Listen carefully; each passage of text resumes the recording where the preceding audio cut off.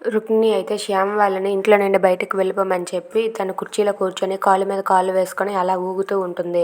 ఇంతలో శ్యామ్, రాధ వాళ్ళంతా కూడా ఇంట్లో నుండి బయటకు వచ్చేస్తారు. ఇక అందరూ అలా బయటకు వెళ్ళిపోతుంటే రుక్మిణి మాత్రం కాలు మీద కాలు వేసుకొని అలా దర్జాగా కూర్చొని ఉంటుంది. అది చూసి రాధ అయితే రుక్మిణితో ఇలా అంటూ ఉంటుంది, ఇప్పుడు నీకు సంతోషంగా ఉందా అక్క?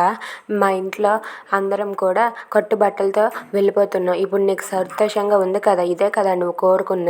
నీకు ఎంత కోపం ఉన్నా శ్యామ్ సార్ మీద, నా మీద కోపం ఉంటే మాత్రం అత్తయ్య, మామయ్య మీద చూపిస్తావా? వాళ్ళు పెద్దవాళ్ళు, వాళ్ళు చూడు నీ వల్ల ఎంత బాధపడుతున్నారో అని చెప్పి అంటూ ఉంటుంది. అది విన్న మధుర అలాగే ధనుంజయ్ అయితే అలా బాధపడుతూ ఏడుస్తూ చూస్తూ ఉంటారు. మా కారణంగా అత్తయ్య వాళ్ళని కూడా నువ్వు బాధపెడుతున్నావు అక్క, అది నువ్వు గుర్తుపెట్టుకో అని చెప్పి అంటూ ఉంటుంది. ఆ మాటలకు రుక్మిణి ఏమి పట్టించుకోకుండా అలా పొగరుగా కూర్చుని ఉంటుంది. అనుభవిస్తావు అక్క, అనుభవిస్తావు, ఇంతకింత అనుభవించేలా చేస్తాను అని చెప్పి రాధ అయితే అంటూ ఉంటుంది. ఆ మాటలకు శ్యామ్ కూడా అలా చూస్తూ ఉండిపోతాడు. If you like this video please like, share and subscribe.